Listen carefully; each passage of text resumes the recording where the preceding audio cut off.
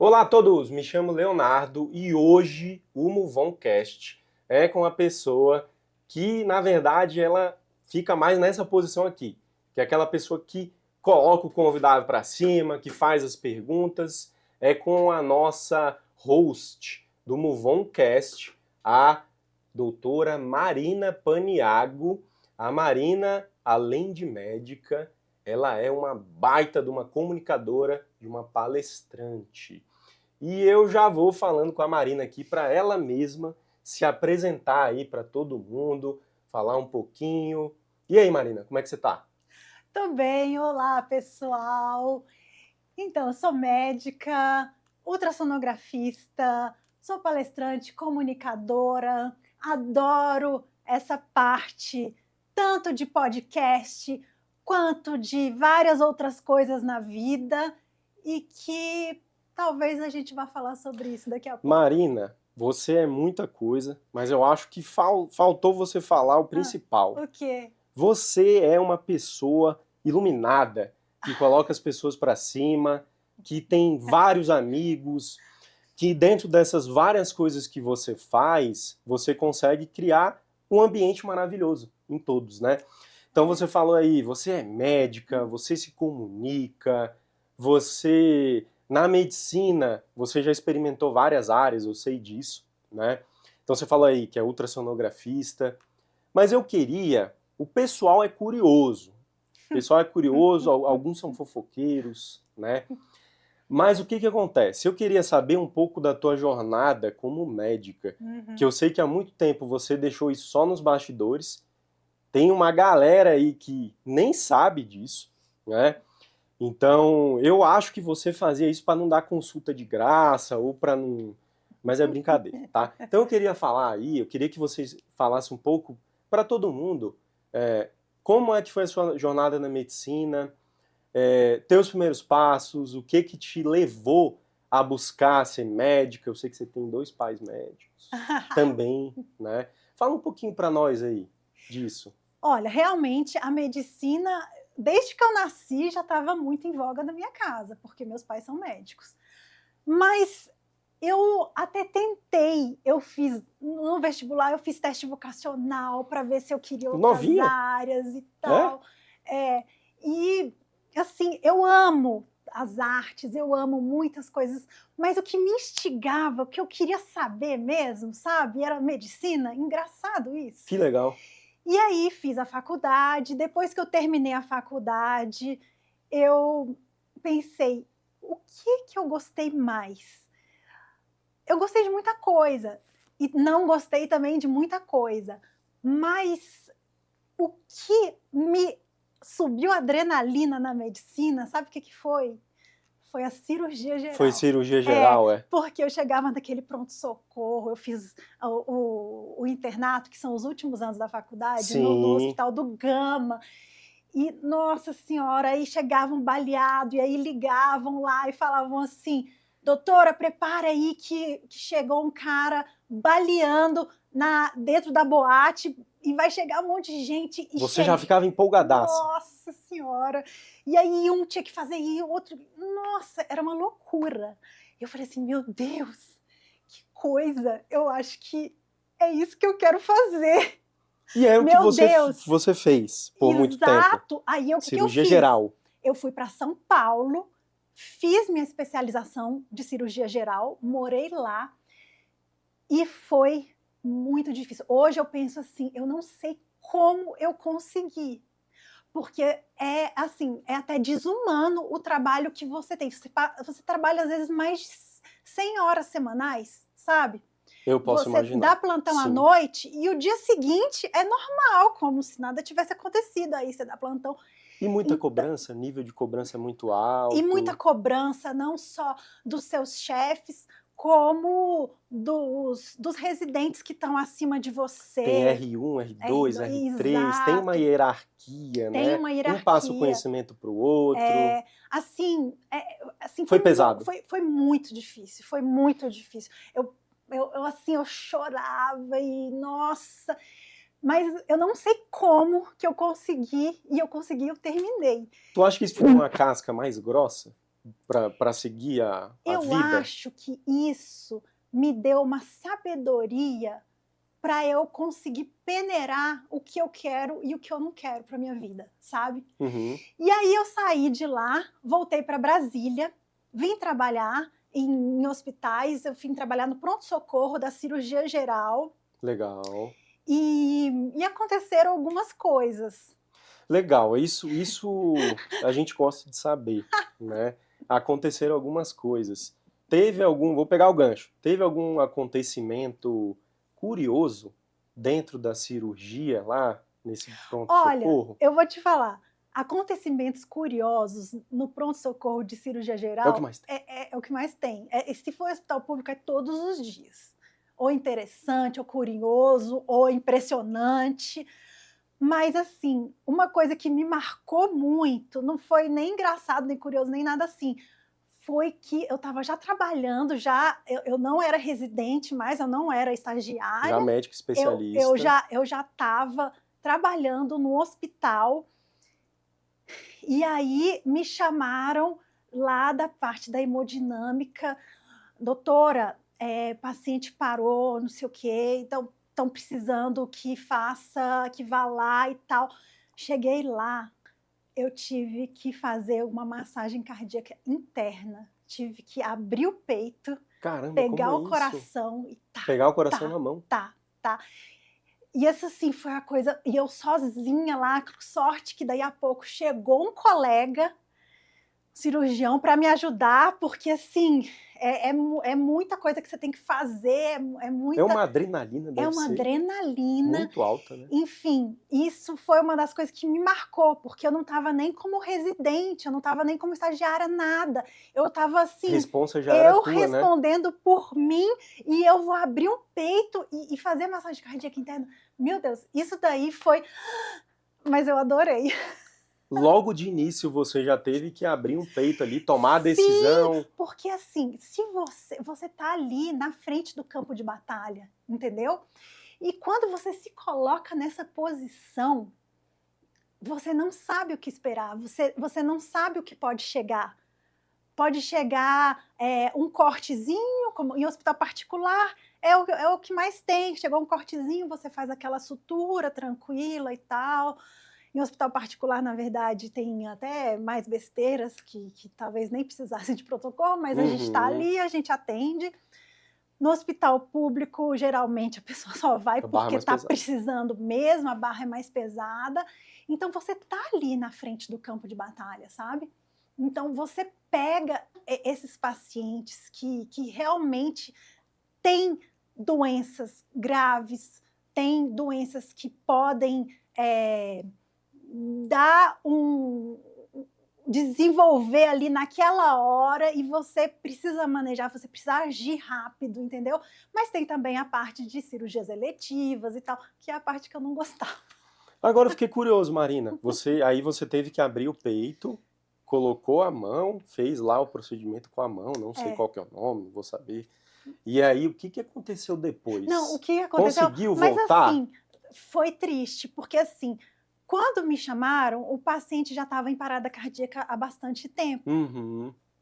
Então, independente do que eu fizesse ali, na verdade eu fiz, abri, mas a gente até fala que o coração já está murcho, já não Já não tinha tinha sangue. sangue para Aham. bombear ali. Então, assim, mas de qualquer jeito eu fiquei lá fazendo, sabe? A gente fez o que pode, e o pessoal também da lá que estava na assistência, eles fizeram o que poderiam, Como é que o ficaram. médico fica depois disso, depois dessa situação? Como que é o Olha, emocional? Olha, É é uma pesado? mistura, Uhum. é muito pesado, mas por outro lado, a gente tem uma coisa interessante na medicina, sabe? Que a gente não pode se envolver tanto a ponto da gente não conseguir ajudar o paciente. Porque Uhum. muita gente fala, eu até entendo o paciente, porque eu também sou paciente. Sim. O médico não é humano, tal. Mas assim, se eu me envolver com todos os pacientes, com tudo, com aquela carga, com tudo que o paciente traz, talvez eu não consiga ajudar ele da melhor maneira, da maneira que ele precisa. Porque quando o paciente me traz uma doença, quando eu percebo, agora eu sou ultrassonografista, eu posso chegar... A gente vai chegar lá. Mas, enfim, quando eu me deparo com alguma doença, eu tenho que... A primeira coisa que eu tenho para poder ajudar esse paciente é assim... qual que é a conduta, qual que é o melhor, qual que é o protocolo, qual que é a coisa mais certa, qual que é a atualização, hoje em dia se faz, hoje não faz. Então, assim, antes de eu chorar com o paciente, eu preciso saber o que é melhor para ele, entende? Então, Vocês são treinados para isso, né? Exato, esse é um raciocínio lógico, e é um raciocínio que vem de muito estudo. E como a gente estuda bastante, a gente precisa aplicar isso. A gente não pode se deixar envolver pelo emocional. Então, o que acontece? É a estratégia até minha. E talvez de todos os médicos, ou grande maioria, você avalia, analisa logicamente tudo e, ao mesmo tempo, ou um pouco depois, você dá o suporte emocional. Mas realmente o raciocínio lógico, o estudo, a atualização, essa parte mais prática, infelizmente, porque eu sei que muitas pessoas gostariam mais de abraço e tal, infelizmente precisa vir antes, porque o meu objetivo é fazer o melhor para o paciente. E o melhor para o paciente naquela hora é eu ter a melhor estratégia para curar a doença dele. Depois eu vou abraçar, entendeu? Mas eu preciso desse tempo para raciocinar, entendeu? Como se fosse uma coisa totalmente automática ali, né? Que você vira a chave, né? Eu vou salvar essa pessoa. Mas eu, como pessoa humana, eu não consigo não me mobilizar também. Eu não consigo, não tem como você pegar um paciente, inclusive ontem aconteceu isso. Eu estava fazendo o exame, eu sou ultrassonografista, né? Eu estava fazendo o exame da paciente e eu gosto muito de conversar e saber do histórico. Eu estava fazendo um exame gestacional, o paciente veio pelo pronto-socorro, diabética, hipertensa. Então, quando você faz um exame gestacional de uma paciente com esse quadro, você precisa ter muita atenção a certos dados, certos pontos. Então, eu fui perguntar, nas outras gestações, como foi? Deu tudo certo? Teve parto prematuro? Você teve diabetes, hipertensão? Teve alguma coisa, alguma intercorrência? E assim, às vezes eu pergunto porque eu quero saber, mas às vezes eu também pergunto porque eu me interesso pelas pessoas, independente de serem pacientes, né? E eu estava conversando com ela e ela falou que a filha dela tinha morrido, tinha 1 ano.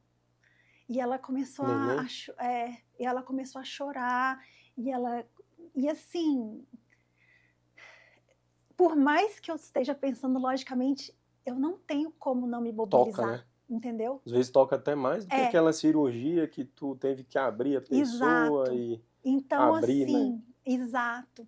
Então, eu já estava querendo fazer o melhor para ela, porque a gente sempre, eu falo por mim, na verdade, mas eu tenho a impressão que a maioria dos médicos, a gente sempre quer fazer o melhor para o paciente, independente de eu estar conversando com ele ou não, sabe? De fato. Eu quero sempre ter a melhor conduta.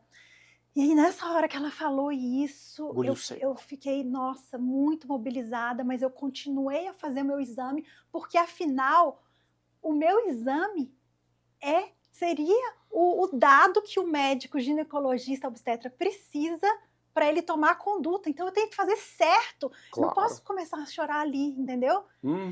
Então eu fiz tudo, repeti as medidas, fiz de novo, avaliei tal, tal. O bebê dela realmente estava maiorzinho, estava bem gordinho e tal. Temos aí uma história feliz, né? Mas não pode ser muito gordo, não. Tá? Não pode ser muito? Tem uma curva de crescimento. Enfim, Legal. eu posso te explicar isso depois. Mas eu fiz, engoli seco, fiz. A gente tem que manter a nossa calma, entendeu? Sim. Depois que eu fiz o exame, que eu já sabia exatamente de tudo que tinha no exame, eu fui, abracei, perguntei se ela precisava de algo, falei Que que bacana, hein? eu sempre estaria lá para ajudar o que precisasse. E isso, às vezes, se não fosse eu, meus colegas ali, Isso faz toda a e eu diferença, né? assim coloquei o serviço, coloquei o serviço à disposição. Então, eu acho isso uma coisa interessante de falar, porque o médico, ele precisa fazer esses 2 papéis, Uhum, entendeu?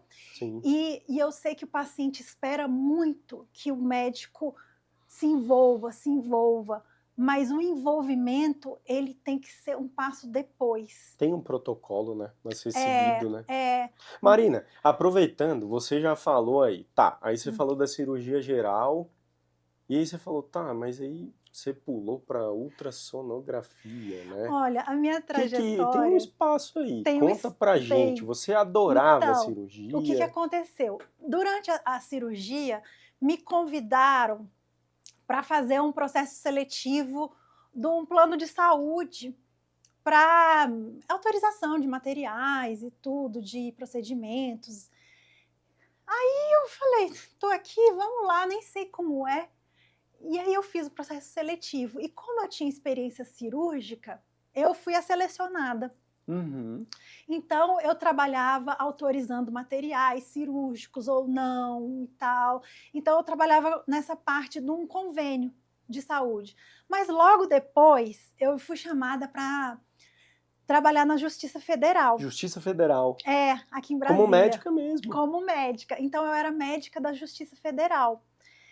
E o que que aconteceu? Eu participava de juntas médicas, mas o mais interessante lá é que eles me chamavam também, às vezes, para algumas audiências. Uhum, E assim, audiências do Tribunal Regional, Federal, e assim, e algumas operações da Polícia Federal, inclusive, e algumas operações importantes. E eles queriam que tivesse um médico presente, porque geralmente não tem, porque para dar andamento, porque, por exemplo, se o réu tá lá e ele diz que está doente, que não consegue continuar a audiência e atrapalha o tal, curso do... atrapalha o curso. Então Uhum. eu estava lá para isso.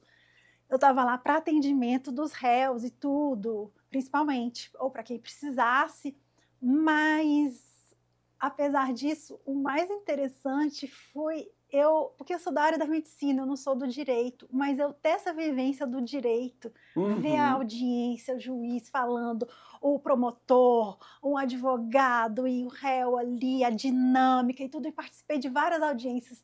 Isso foi muito significativo. Marina, deixa eu puxar um negócio aqui. Uhum. E a gente vai voltar na Tá, ultrassonografia, eu ainda não tá, tá. esqueci Não, disso, não tem tá? problema, isso todo mundo já sabe. Mas eu percebi que você tem muitos interesses, assim, que permeiam áreas de conhecimento, às vezes até são áreas de conhecimento bem diferentes umas das São. outras, né? Então, por exemplo, até isso de você sair da cirurgia, ir para ultrassonografia, e aí no meio dessa jornada, a gente vai voltar lá, você foi ser perita dentro da justiça, né? Então eu vejo que você tem motivações por áreas de conhecimento diferentes. Eu sei que você dança, que você tem alguns outros hobbies e tal. O que que você acha? Da onde que vem essas grandes motivações aí para fazer coisas diferentes, pô? É subterfúgio ou é realmente um conhecimento novo que você quer? O que que é? O que que tem Olha, aí nessa o que que cabeça? tem nessa cabeça? Olha, Léo, eu acho que essa é a pergunta de $1 milhão, sabia? O que que tem nessa One cabeça? million dollars Mas question. assim, o fato é que eu me interesso verdadeiramente por várias coisas.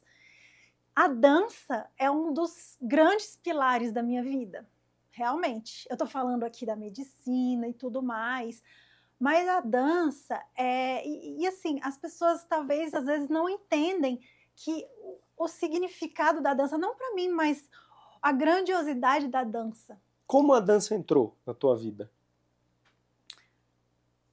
É o seguinte, Eu acho que eu via meu pai dançando, minha mãe também dançando, quando eu era pequena, mas assim, eu lembro, é engraçado falar agora, porque eu lembro, acho que eu tinha uns 9 anos, e eu fui para uma aula de dança. Marininha. Eu fui para uma aula de dança de salão que eu ficava esperando lá, meus pais e tal.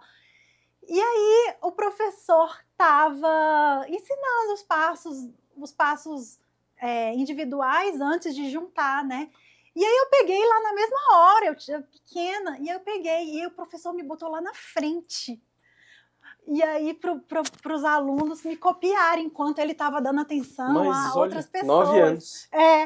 E Aham. aí eu falei, gente, que interessante. Gostei. Mas esqueci. Na adolescência, quando eu tinha uns 20 anos de idade, né, que tem uns 2 anos atrás, eu, 1 ano e eu meio, por aí, né? apresentei, eu fiz apresentações de salsa, de samba de gafieira, de zouk, não sei o quê.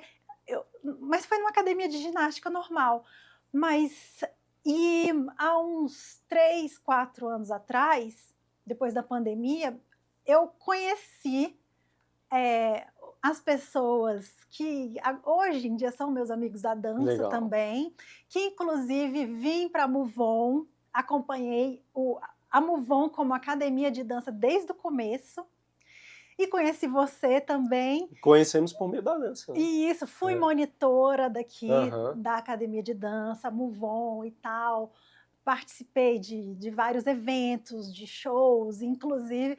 E assim, eu respondendo a sua pergunta anterior também, o que eu acho que às vezes talvez as pessoas não enxerguem é porque a pessoa, para ser dançarino ou dançarina, ela precisa ter uma visão muito grande e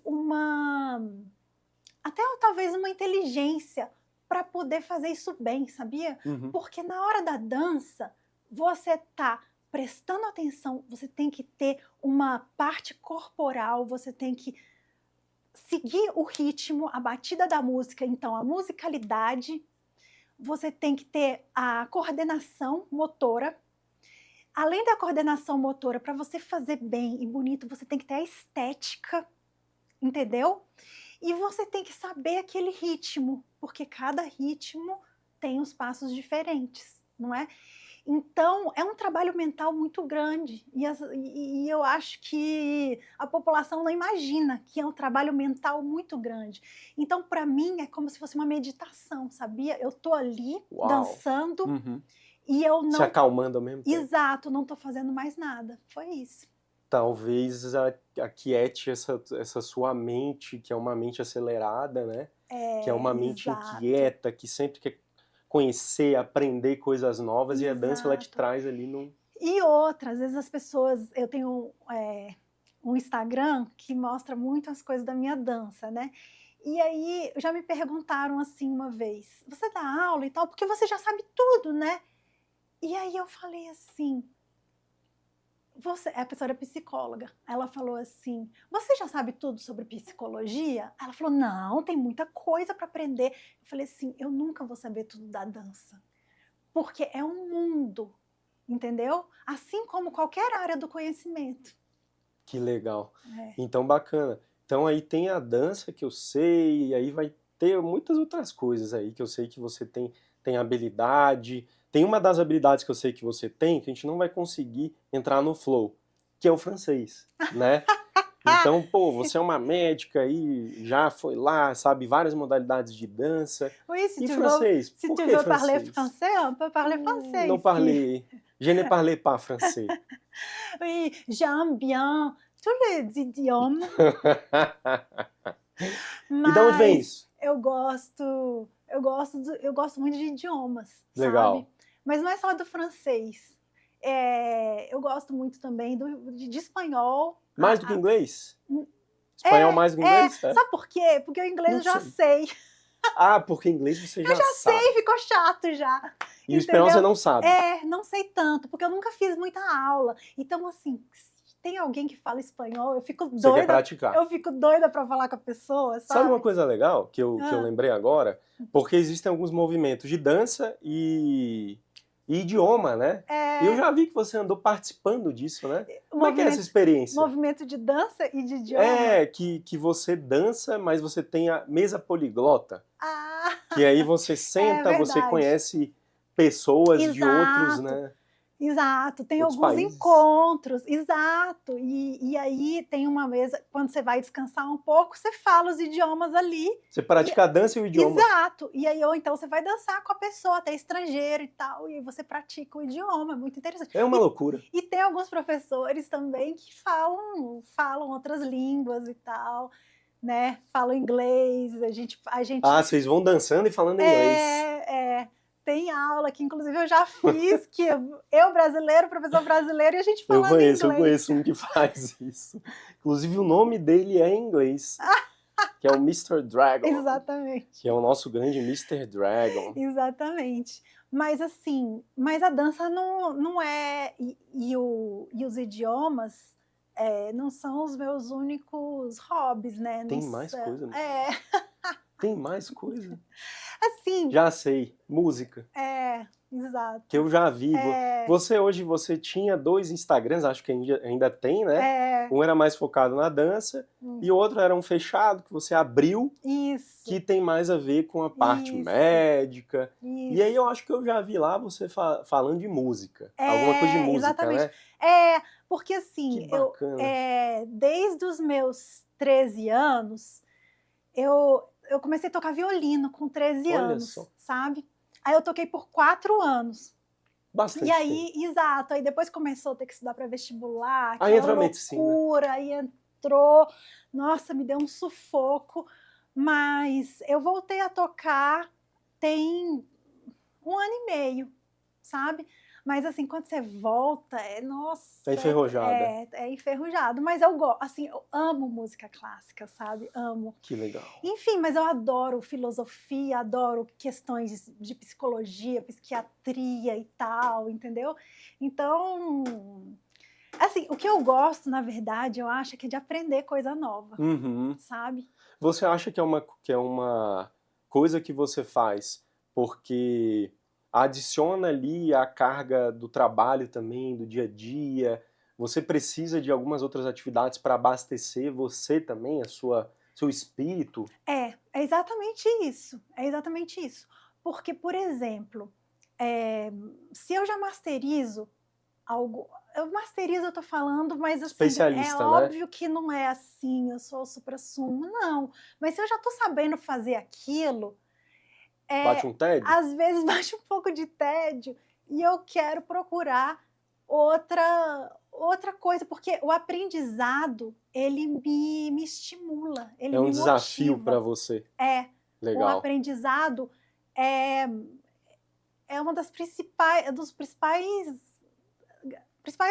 combustíveis para Motivadores, mim, né? motivadores, entendeu? Ô Marina, Então, mas eu vou voltar naquela pergunta. hum, Porque você começou a falando, aí a gente foi ali é, pelas várias coisas que você faz, que você tem interesse, isso, que eu acho sensacional. Eu isso. acho que isso faz você um ser humano mais inteira, sabe?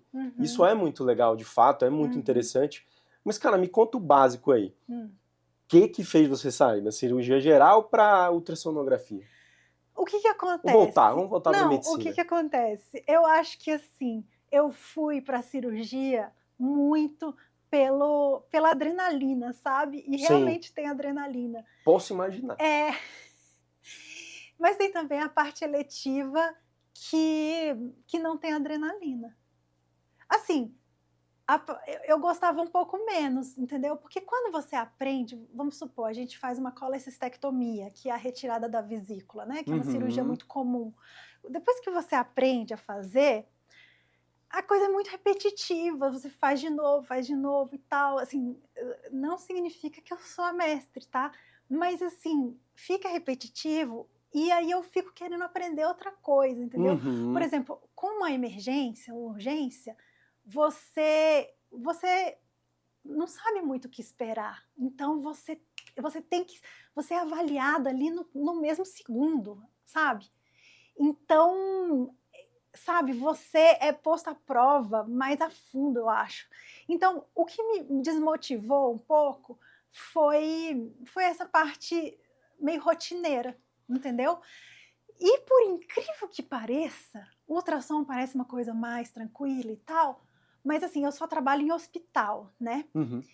E no hospital, todos os dias eu atendo paciente do pronto-socorro, né? Faço ultrassom, paciente do pronto-socorro, da enfermaria, da UTI neonatal. Então eu pego muito caso assim importante, sabe? E, e eu faço, vamos supor, o exame às vezes demora. Não demora o tanto de uma cirurgia. A cirurgia você fica 5 horas operando. Um exame, meia hora no máximo, assim.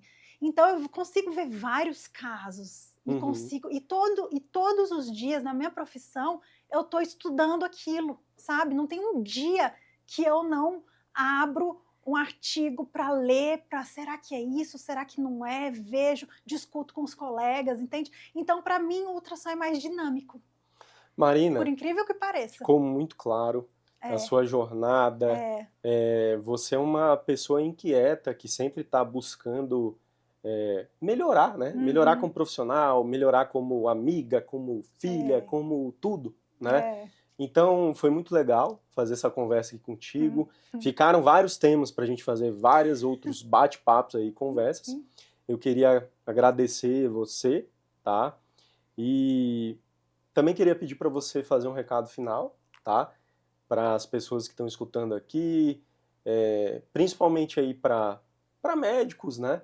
Que estão pensando na sua carreira, que às vezes estão um pouco desmotivados, ou que querem ingressar para uma outra carreira, que não estão conseguindo dosar muito bem o tempo deles, que eu vejo que você faz isso com a perfeição. Ah, Fala um médica. pouco pra gente. Não, o que eu acho é que todo mundo, eu vou falar uma coisa clichê, mas é uma coisa que eu acho. Ouça o seu coração, sabe? O sexto sentido.